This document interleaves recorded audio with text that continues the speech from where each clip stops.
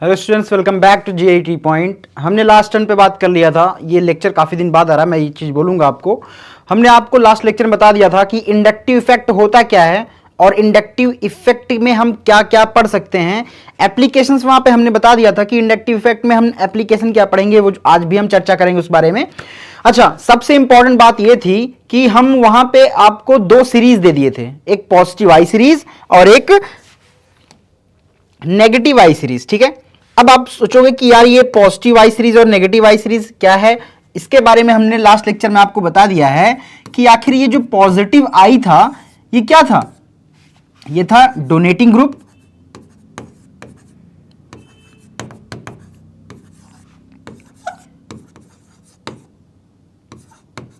ये कैसे ग्रुप्स थे, ये हमारे डोनेटिंग ग्रुप्स थे। ठीक है,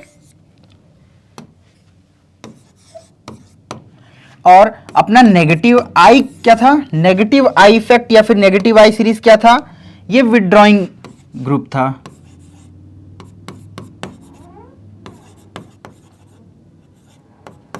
ये क्या था, विथड्रॉइंग ग्रुप। ठीक है, इतनी बात।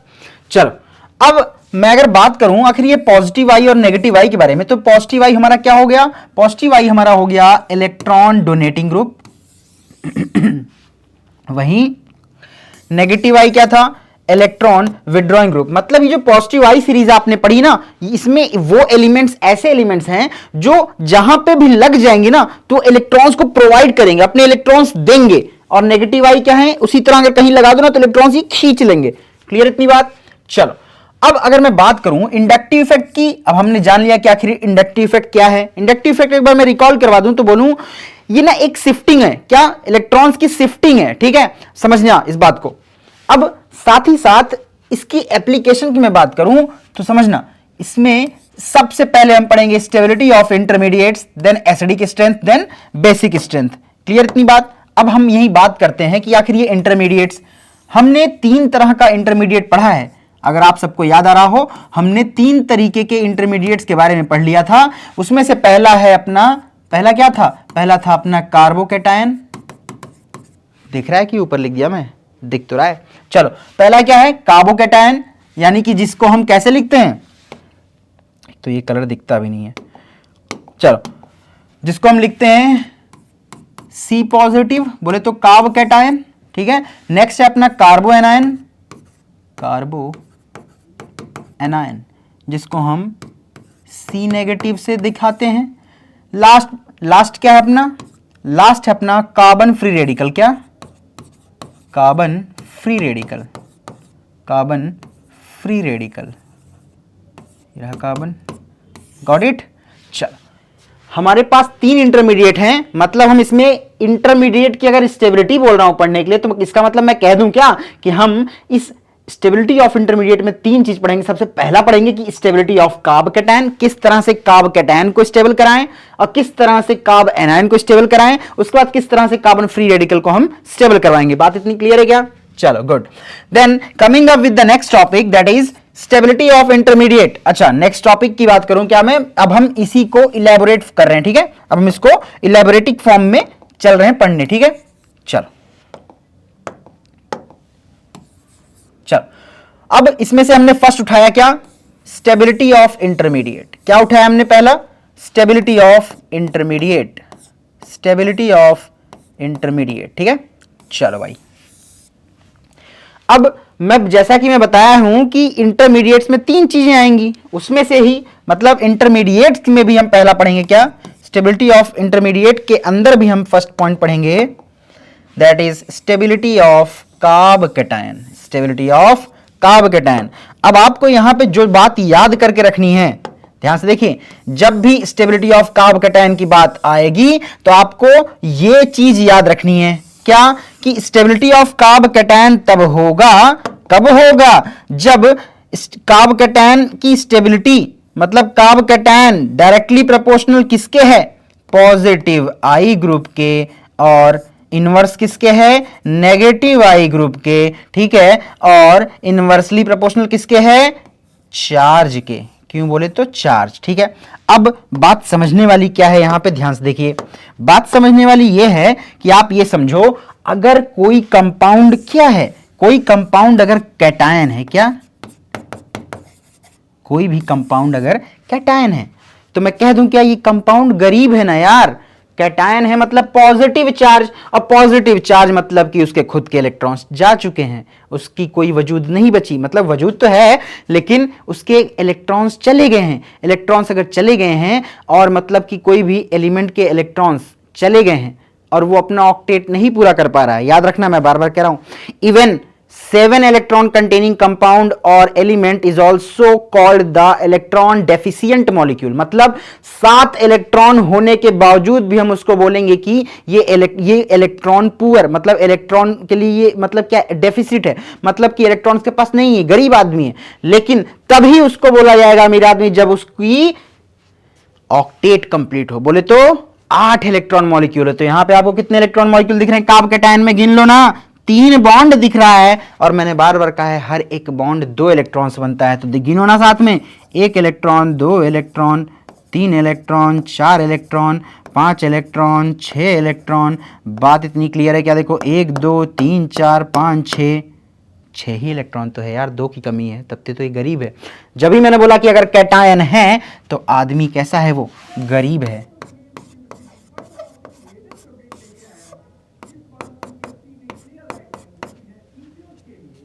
क्लियर इतनी बात?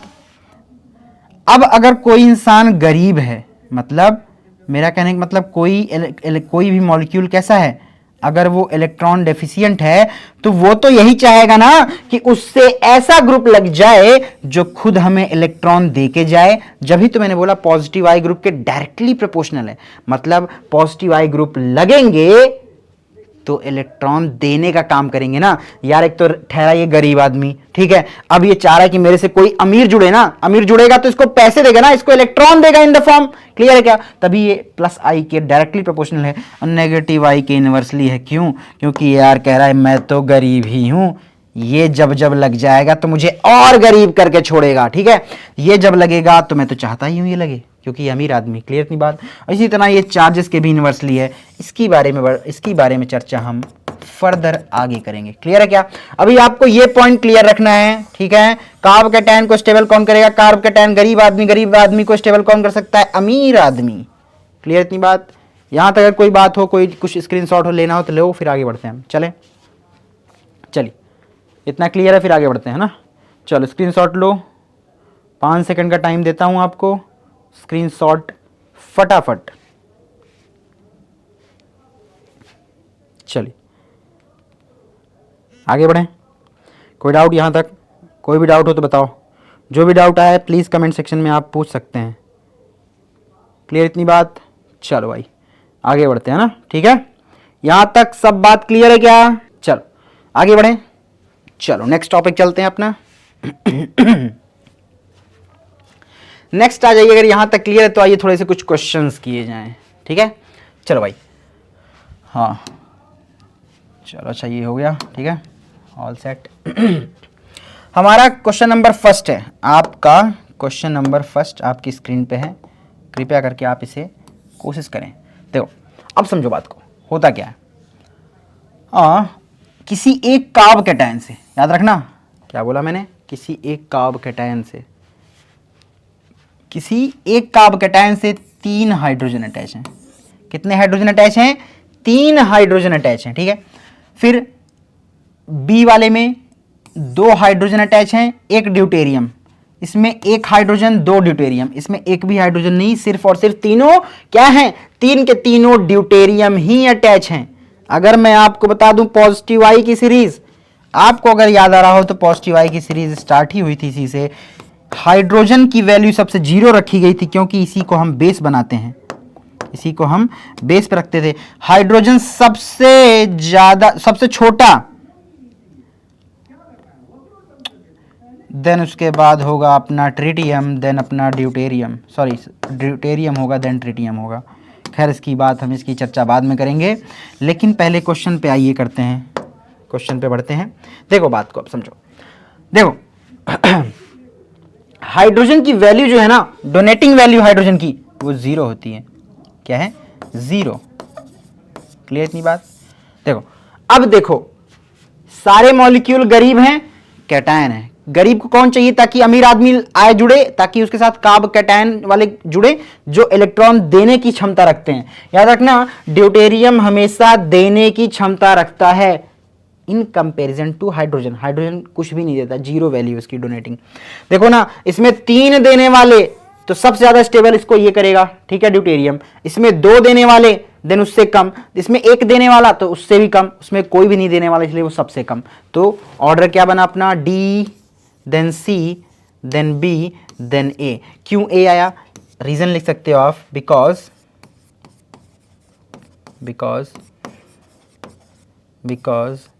there is no donating group, because there is no donating group, because there is no donating group। Clear इतनी बात। चल अब डी क्यों सबसे आगे आया उसका भी रीजन जान लो। डी का it has maximum donating group, it has maximum donating group। बात क्लियर है क्या, चलें आगे। चल बाकी तो इसके अंदर इंटरमीडिएट हो गए, ठीक है, इतनी बात क्लियर है। पहला क्वेश्चन आप सभी को क्लियर हो, स्क्रीनशॉट लो फिर आगे बढ़ें। चलें फटाफट, किसी को ना समझ में आया हो तो प्लीज पूछो। नेक्स्ट क्वेश्चन पे चलें, आगे बढ़ें। चलो नेक्स्ट क्वेश्चन देखते हैं हम, चलें आगे। आइए नेक्स्ट क्वेश्चन देखते हैं हम। चलिए अब इसमें आपको आप बताइए, देखो अपने पास समझना 3-4 अपने पास बेंजीनिक ग्रुप है, समझो बात को। एक में, अच्छा एक बात और बेसिक बात बता दूं, बेंजीन में इस हेक्सागन स्ट्रक्चर में इस पोजीशन को बोलते हैं हम लोग ऑर्थो। अच्छा मैं यहां ना बनाऊं, रुक जाओ इधर बनाता हूं, ठीक है, मैं यहां पे बना देता हूं, ठीक है। ये अपनी मान लो बेंजीन या फिर मान लो हेक्सागोन है, चलो ये बेंजीन हो गई। अब इसका इस पोजीशन को हम लोग बोलते हैं ऑर्थो, ये मेटा, ये पैरा। सेम इसी तरह ये इधर भी होगा, ये भी कहलाएगा क्या, ऑर्थो, ये मेटा, ये पैरा। अगर आप देख पाओ तो सब जगह इक्विवेलेंट क्या है, अपने पास 2 पैरा, 2 ऑर्थो, 2 मेटा, मतलब तीनों ग्रुप 2-2 बार हैं। डिपेंड करता है कि आप साइक्लिक चल रहे हो कि नॉन साइक्लिक चल रहे हो। क्लियर है बात, मतलब क्लॉकवाइज या एंटी क्लॉकवाइज। अगर मैं बात बता दूं एक बेसिक जो आपके आगे काम आएगी, तो हमेशा इसमें आप बॉन्डिंग या फिर जब भी आगे मैं पढ़ाऊंगा टॉपिक रेजोनेंस, वहां पे आप जब काउंट करेंगे तो याद रखिएगा हमें एंटी क्लॉकवाइज चलना होगा। कैसा, एंटी क्लॉकवाइज बोले तो EACW, ठीक है, इतनी बात क्लियर है क्या। चलो आइए क्वेश्चन देखते हैं हमारा। देखो अब फर्स्ट वाले कार्बन ग्रुप पे याद रखना, मैं बार बार कहूं ये सारे कैटायंस हैं, ये वाला कार्बन सबका कैटायन है, मतलब सारे गरीब आदमी हैं। गरीब आदमी क्या चाहता है कि उसके पास कोई अमीर आ जाए, अमीर आएगा तो उसको देगा तो स्टेबल होगा, समझो। तो है तो सब गरीब आदमी, ठीक है। अब पहले वाले में जो गरीब आदमी के पास अमीर आदमी आया ना जुड़ने, वो आया बिल्कुल नीचे। अब सेकंड वाले में थोड़ा सा नजदीक और थर्ड वाले में एकदम उसके पड़ोस में, फोर्थ वाले में तो कोई है ही नहीं। ये बोला मैं तो भाई गरीब ही पड़ा हूं, मेरे पास तो कोई अमीर आदमी है ही ना, ठीक है, समझो बात को। देखना अब आप समझना, अगर मैं बात करूं यहां पे आपको कार्ब कैटायन की स्टेबिलिटी की बात करूं, तो याद रखना, आप सोचो ना गरीब तो चारों थे, लेकिन 4 में से इन तीनों के पास एटलीस्ट अमीर आदमी है तो सही, इन कंपैरिजन टू इसके पास तो कोई भी नहीं है। ये तो कह रहा मैं तो गरीब ही मर रहा हूं, ठीक है। तो इसीलिए डी वाला सबसे लास्ट में आ गया, बिकॉज रीजन क्या दोगे आप, do not have any plus I group, ठीक है। अब समझो इन तीनों के पास अमीर आदमी है, तीनों स्टेबल हो रहे हैं, ठीक है, लेकिन सबसे ज्यादा स्टेबल कौन हो रहा है, जो जिस गरीब के पास एकदम नजदीक, एकदम पड़ोस में अमीर आदमी होगा। देख लो पड़ोस में, भैया ये तो सबसे दूर हैं, उससे नजदीक, ओ ये तो सबसे नजदीक, देखो ना इस गरीब आदमी के पास ये रहा इलेक्ट्रॉन डोनेटिंग ग्रुप, ये तो इसके रिश्तेदार में ही है, ये तो फट से दे देगा इलेक्ट्रॉन, तो मैं कह दूं क्या सबसे नजदीक। अरे याद आया क्या नजदीक से कि भैया ये जो इंडक्टिव इफेक्ट है बोले तो आई इफेक्ट, ये तो डायरेक्टली प्रोपोर्शनल किसके, डिस्टेंस के हैं। समझो बात को, मैं एक लाइन वहां पे लिखवाया था स्टार्टिंग में कि ये जो इंडक्टिव इफेक्ट है ना, आई इफेक्ट, ये कैसा है, ये डिस्टेंस डिपेंडेंट इफेक्ट है। समझो जितना नजदीक उतना ज्यादा इफेक्ट। देखो ना सबसे नजदीक ये रहा तो मैं कह दूं क्या सबसे ज्यादा अच्छे से अमीर आदमी इसी को दे पाएगा, तो सी सबसे आगे। तो यहां पे लिखना क्या,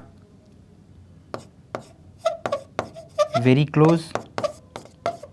क्लोज प्लस आई ग्रुप, वेरी क्लोज प्लस आई ग्रुप, ठीक है। और ए वाला थर्ड पे क्यों गया, क्योंकि टू फार, बहुत दूर है, कौन, प्लस आई ग्रुप। बाकी इंटरमीडिएट बीच में आ गया, बी यहाँ पे, डी आपको पता ही था कि कोई इसको देने वाला है ही नहीं, ये तो गरीब ही गरीब रहेगा। क्लियर इतनी बात, ये क्वेश्चन का एकदम क्लियर है क्या। चलो ड्यू टू डिस्टेंस ऑल्सो, अच्छा आप ये सारा ये जो आया आपको, आपका ये ऑर्डर जो बनता है ना यहाँ पे, ये सारा ऑर्डर कैसे आया, अगर कोई बोले तो आप इस ऑर्डर को आप बता सकते हो, this order has came due to distance factor, ठीक है। क्योंकि हमें पता है inductive effect is a distance dependent quantity बोलो या फिर आप बोल दो कि ये इफेक्ट बोलो, it's a distance dependent effect. Clear इतनी बात। चलो आई होप करते हैं कि आप सभी को ये लेक्चर समझ में आया होगा। आज हम क्वेश्चन नंबर 2 पे खत्म करते हैं इस लेक्चर को, ठीक है। मिलते हैं आपसे नेक्स्ट वीडियो में with third question. Till then आप अपने एंड हार्ड वर्क करते रहिए। मिलते हैं आपसे नेक्स्ट वीडियो में। Thank you so much.